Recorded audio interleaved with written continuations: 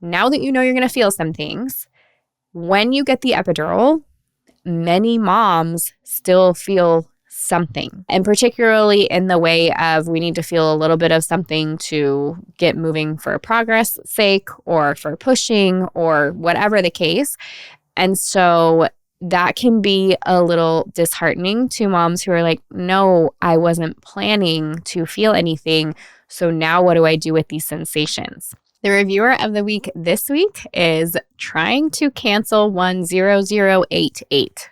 So I hope you're not trying to cancel leaving awesome reviews because I liked this one. She said, great host. Stephanie is a great host. She asks thoughtful questions and her conversations with her guests are easy to follow. Great advice and education for new and expecting moms. So thank you so much for that. Again, if you guys haven't left a review, go leave one now. It is easy to do. You just hit up Apple Podcasts and hit Pregnancy and Birth Made Easy. Scroll to where you can click the stars and write a review. Leave us an awesome review and I will read it here on the podcast. Today, though, I want to give you 8 things that nobody tells you when it comes to birth. So hopefully after today, you will have some new information to take with you so that you feel a little bit more confident about what may happen in regards to pregnancy and birth.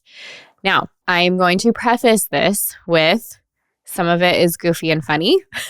So I hope that you do not take this too seriously, but also it's just true. All of these things are so true. So number 1, and they're in no particular order, so don't judge on the order either.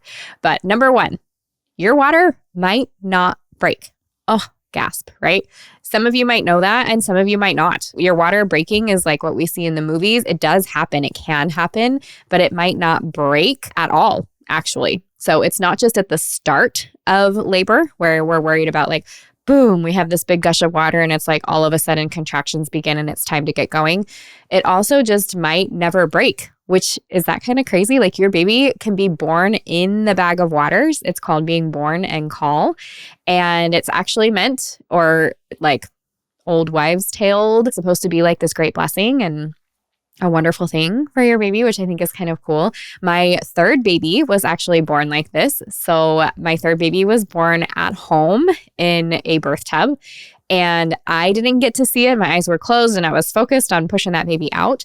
But when my baby came out, everybody said that he was still in his bag of waters and then it burst shortly after. But I just think that would have been so cool to see. My doula who was there was helping me. Otherwise, it probably would have gotten caught on camera because she was also taking pictures for me. So kind of cool if you have somebody around that can like be ready with a camera if that happens. Because oftentimes when they are born in the bag of waters, it does split very quickly. So it's like you get to see him in the bag of waters and then it's gone. And even in my case, when I was laboring, I remember my midwife saying like, your bag of waters is bulging. Like they were all expecting it to like break at some point and it just didn't. So it was kind of fun. But also your bag of waters can break at any time during labor and it might even break before labor begins. So obviously many weeks before you're supposed to have your baby, we don't want to see that happen. But at the like start of labor, or even before, like shortly before the start of labor, you can have your waters break. And if they are clear and odorless, then you are good to like, okay, let's see if we can get some contractions growing. Funny enough, with my first baby, I had this little like trickle. So there are so many different ways that your water can break. It can be this like big loud gush. It can be this little trickle like what I had. And actually with a trickle like that, you can have where it trickles and then it actually seals back up because that trickle can happen up higher in the bag of waters and it can like reseal itself. Mine did not do that and it was at the very onset of labor, but it can. Or you can like lose your forewaters, which now I'm going to give you guys all the terms that we would have to sit and draw diagrams for you to understand. Totally. But basically, there's a whole bag of water around your baby. And sometimes when your baby is pushing down on the cervix, the top of their head kind of pinches off the water that is between like the top of their head and the bag of waters that would be above their head. And so they call that the forewaters because if your baby's head is down low and hitting on your cervix and kind of sealing just that little like bubble that would be above their head off, then that can pop and break. And so you have this like mini gush and then you won't have this like big gush of water. So even though it's totally broken in the front there, we won't see that gush of water until baby's head makes its way through enough that the water can get by the neck and shoulders and through and out. So it's kind of interesting. And actually, only 15% of moms will experience premature rupture of membranes. And that's what I was talking about, where your water breaks, whether it's a little bit or a lot, and you don't have any contractions, even though it's the beginning of labor. And so it's not as common as you would think for that to be the case. And it's not crazy common either for contractions for bag of waters to break and contractions begin, as that is how your labor begins. Most often, labor will begin with contractions, and then you will have the bag of waters break at some point along the way. So kind of interesting. And it's just something too, that as you're going throughout labor, and it depends on your provider and who's catching your baby, they might say, hey, we can break that bag of waters for you. And there are different times when they might offer that. For example, if you've been laboring a long time and your baby's up a little high, they might say, hey, if you want us to, we can just kind of break that bag of waters for you, and that baby's just going to come right down. And maybe you've heard me say this before. Sometimes that happens. Sometimes it's like, yep, that definitely shot the baby down. It also takes away the cushion. So keep that in mind, because once the bag of waters breaks, you do lose that little bit of cushion, and it's a lot more than you might realize. But two, they might not come down. And then what? Now we've opened up a chance for a risk for infection and all that kind of stuff. You guys, I did not mean to go that far on the bag of waters. So I'm going to move on. I have many, many talks on the bag of waters and why we keep it intact as often as we can and all of that kind of stuff. But if it does break and it's clear and odorless, it's no big deal. You just keep doing your thing. Keep working with it.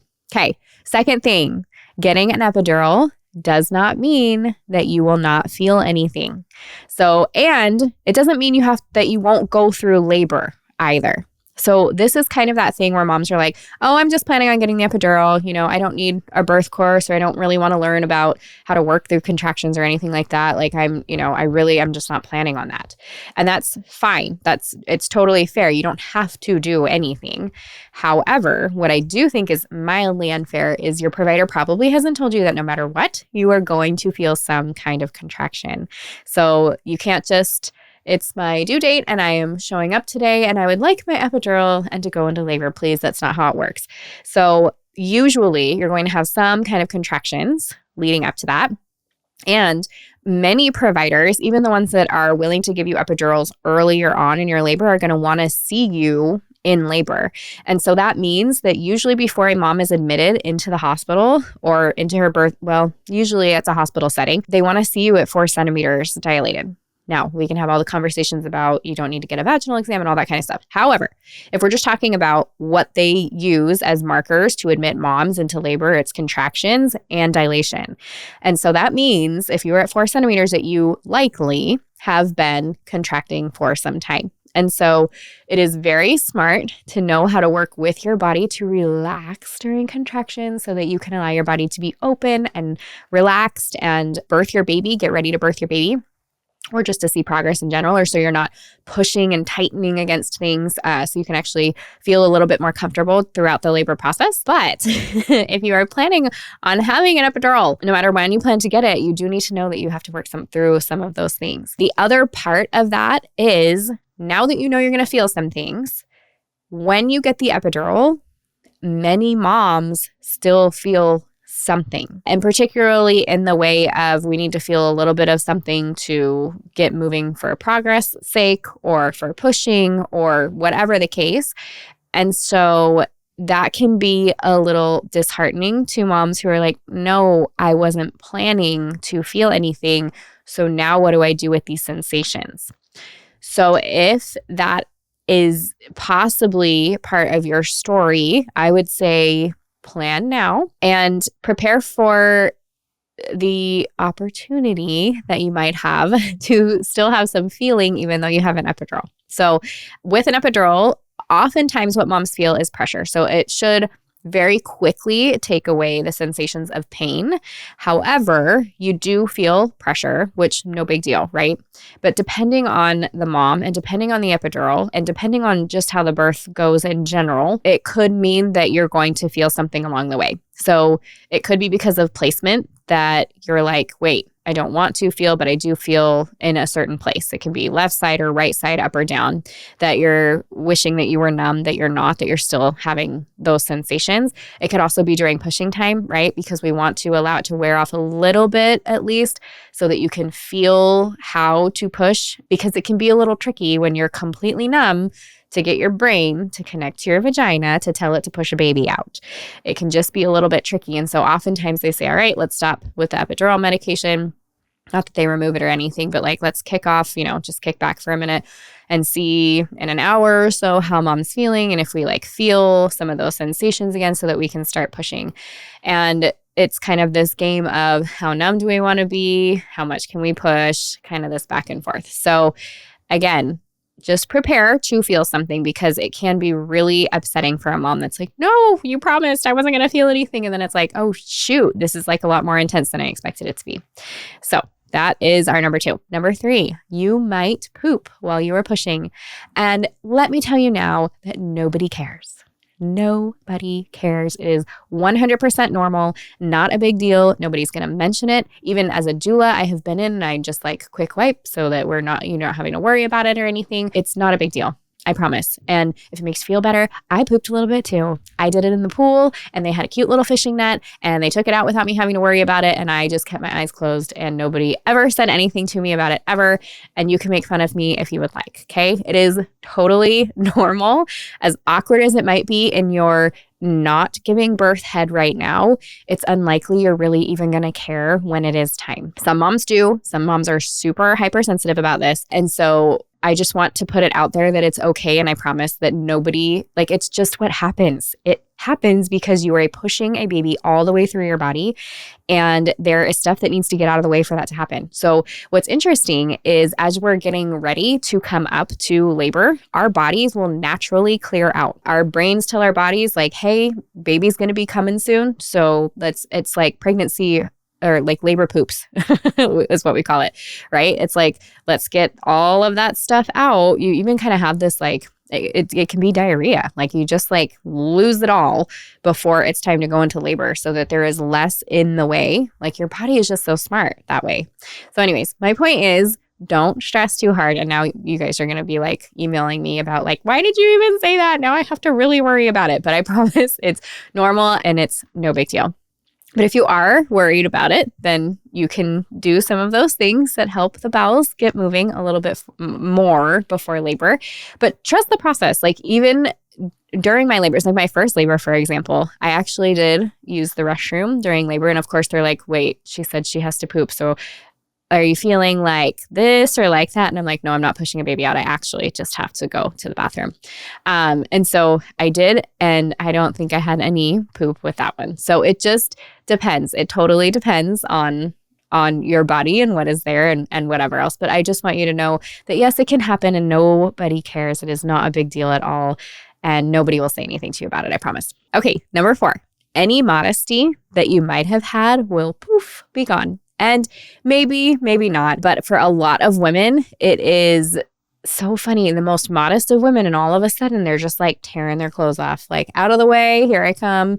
And as I've said before, it's one of my favorite parts of being with a first-time dad, especially with a mom that's more modest, because he really is just like slunk back into himself, like glaring, like eye to eye, or side-eyeing, like back and forth. Like, is everybody else noticing what I'm noticing? Because like, why is she getting naked? Anybody? But it's very, very normal and not a big deal. I was actually surprisingly, I don't know why I say surprisingly, but I was surprisingly more on the modest side. Even when I gave birth in the tub, I did have a top on. It was just like a bikini top. And just because I wanted to be able to breastfeed and get it off quickly if I needed to, I wasn't sure if I was going to care being naked or not, but it was comfortable on top. It didn't bother me at all. And I had everything off below. So it really is just whatever you're comfortable with. But it is kind of funny to, we think things are going to be a certain way, and then they get moving and you're like, anything I thought I cared about, I don't care about anymore. So know that could be the case. Number 5, you do not have to be induced if you go past your guest date. You do not have to be induced if you go past your guest date. Now, I've talked to you guys about this before. This is a conversation every single one of you needs to have with your provider. I used to say, maybe think about having this, or here's a good time to have it. or if you're concerned about whatever, everybody needs to have this conversation with their provider because almost every provider is pushing this right now. So your doctors will tell you that you need to schedule your induction just in case you go past your guest date, and they're going to want that induction scheduled by 39 weeks. And you do not have to do that. And I am not giving you medical advice. That's not what this is. And I'm not telling you to not do it. I am telling you have the option to choose whether or not you want to schedule that induction. You guys have heard me talk about this before, but if you are new here, it is a big thing that providers are, I want to say recommending, but it's almost like requiring that induction to exist because of whatever. And they will cite the ARRIVE trial and all the other things. But you need to know that it may also be perfectly safe for you to say no to the induction and to continue on in your pregnancy, because if your body has not gone into labor on its own, there might be a reason for that. And it is very normal for a body to go into labor 40 weeks plus, 42 weeks even. It just depends on the provider that you're with. So make sure that you're having that conversation with your provider ahead of time. Know that you can say, oh, I don't really want to do that, but thanks so much for the offer. What are some other options? Or here's what I'm doing to keep my body healthy and low risk so I don't have to worry about that. But I am going to be walking, and I'm going to be drinking red raspberry leaf tea, and I'm going to be relaxing and waiting for labor to start on its own. And I trust that my baby is going to send that signal at the right time. And if you want to keep track of my, blood pressure and our heart rates and all of that, that's great. But I am okay waiting for this to get going on its own. The other thing that you can do is, if you're feeling a little bit unsure about that, is, as I've said before, go interview an out-of-hospital midwife. Because even if you do not hire them, even if you never work with them, hearing somebody talk to you about birth from a place of this is normal and natural and there's no emergency will calm a lot of your fears and anxieties and worries. So think about that. Think about the fact that you are made to do this. Your body is perfectly designed to birth your baby, and your baby is perfectly designed to know when it is time, because your baby sends the signal to your brain that starts the cascade of things that happen for labor to begin. So keep that in mind. Number 6, you can say no to any test or procedure. So again, not medical advice. I have to tell you that right here, right now. These are just your options. You do not have to have the glucose test if you do not want it. In fact, if you would like to keep track and prick your finger and keep track of your own glucose numbers throughout the day, you can totally do that. That is an option. You can ask them if you'd like to do the glucose test to be able to have like the fresh test. I'll put a link for that if you guys are interested. That's like a natural form of exactly what you need so that you have the right amount of glucose in your blood as they are testing it, so they can do the glucose test if you choose to do that. You can say no to induction, as we talked about. You can say no to anything. So, and that is during pregnancy, it's during labor. You can say no to the RhoGAM shot if you would not like to get the RhoGAM shot. Again, you might really want all of these things. GBS testing, you can say no to that. But you have a choice. And so I really, really want to drive that home, just knowing or telling you guys that you are totally in charge of your healthcare. You get to choose along the way. You get to decide based off of education. That is like the most important part, is you have to have the knowledge behind it, right? Because otherwise you're going to be like, I don't know, I just feel like I don't want it, which is fair. That can totally be part of the decision making. And you should probably know what you're saying no to and why. So understanding the benefits and risks behind each of these things. And you know what? It's going to be different mother to mother and baby to baby. So you might have felt very strongly one way with one baby and very strongly another way with another baby, or not cared about certain procedures or whatever with one or the other. And I think it's because babies are individual and we get that intuition for our babies. So as long as we have the knowledge along the way, and we're using good common sense and all of our skills to be able to have good conversations with our providers and make good decisions for our babies, then you guys really need to know that like you can say no to anything. So keep that in mind. The other thing is, if you do have a concern with any kind of procedure or something, and you have questions and you're bringing it up to your provider, and if for whatever reason you're feeling like, wow, this person is like super judgmental of how I am trying to manage my own healthcare or the healthcare of my baby, or they're really dismissive or demeaning, anything like that, or you leave your appointment and you're like, I'm really unhappy with how that went. I feel anxious. I'm worried. Like, what's he going to write in the notes or anything like that? Then it's time to search for another provider. And as I've said before, when you go and look for another provider and you're asking questions and you're getting different responses, it's either going to help solidify the fact that you're with the right one. You can be like, okay, yes, actually, that was perfect. My mistake. Or you end up with another provider that you're like, oh my gosh, I just feel like a weight lifted. This person gets me better. We're definitely on the same page, whatever that looks like. And that can look like going from OB to OB or OB to CNM or CNM to CNM. Like it really is, it doesn't matter that you don't have to completely switch the kind of care that you're getting. Although I totally think that it's worth your time to interview different kinds of providers as well. But it doesn't mean you have to switch that intensely or switch up the kind of provider that you're using. Could just be like personality or how this person practices. And asking those questions is going to help you to get those answers. So think about that. Now, number 7, you will bleed for 6 weeks after birth, no matter if you had a vaginal birth or a Caesarean birth. So this is a common misconception for my moms who do end up, for whatever reason, needing a Caesarean birth. And I always felt like this was so unfair. You still have to bleed for 6 weeks. So on top of the fact that you were recovering from surgery, yes, your uterus is also recovering from growing a baby. And so it is doing a lot of the shedding of all of the like endometrial material and other stuff that's in there. And so it does this whole shedding and cleaning out process for 6 weeks. So it can be a little bit tricky. I always say if you are a mom that ends up as a cesarean mom, just make sure you have a lot of help and support around you, because it's just like your body is going through so much and the healing is just so much, because you're healing from birth, because you're healing from surgery. And then you've got all the emotional ups and downs, mix that with possibly some medication.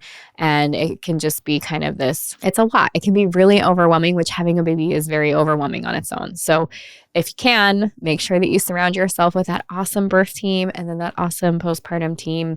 Make sure that you're communicating out loud, not just in your head, out loud with people that can be supportive and validating, and make sure that your spouse or birth partner also has support that they need, because it is tricky taking care of and seeing somebody that you love healing from something like that. So anyways, either way you give birth, it's going to be 6-week recovery for the bleeding. So keep that in mind. And then number 8, no matter how painful or intense birth is, you will want to do it again. And maybe that might not hold true for all of you, but I don't think the pain or intensity would be the thing that has a mom saying, I'm not going to do this again, provided it wasn't extremely traumatic, which if you are here, you are doing all the things to make sure that that is not going to happen. So we're going to say that that is not going to be your case. But it is so true that, and it's so crazy, because I remember after giving birth to I think it was my 3rd, and I had texted my sister and I was just like, what was that? It was so intense. But then I don't know, like your brain, it's just how we're designed. It's how God designed us to say, we're just going to put a little bit of amnesia on the pain and intensity right there so that we have this desire to do it again. Also, when you get to hold that little baby and watch them grow, and they're just so cute, and then they grow out of the baby stage and you're like, wait, like a kitten, like, oh wait, I need another kitten, which, by the way, don't do that, because that's the baby that never grows up. I keep making that mistake. But babies are so dang cute and you just love them so much. And yeah, you'd be willing to do anything for them, even go through labor and birth to have another one. So remember that no matter how crazy this is, chances are you're still going to want to do it all over again. And the goal would obviously be to have an incredible experience that you can share with others so that we can spread the good news of labor and birth all over everywhere. And then you can come share it with me, possibly on the podcast. That would be amazing. But to be prepared to have an incredible birth, that way you look back on your birth with joy And it's something that you want to share with the world, and it's something you get to pass down generations and say, yeah, your birth was incredible. And so I hope when your wife is having her babies or when you're having your babies that, that you can experience the same. So if you're looking for some help and kind of some hand holding, walking you through the process of birth, that's where you should dive into the birth course with me. So head to myessentialbirth.com and you can get started there. But if you guys have questions about the birth course or about birth in general, you always have the opportunity to reach out at hello@myessentialbirth.com or Instagram @myessentialbirth.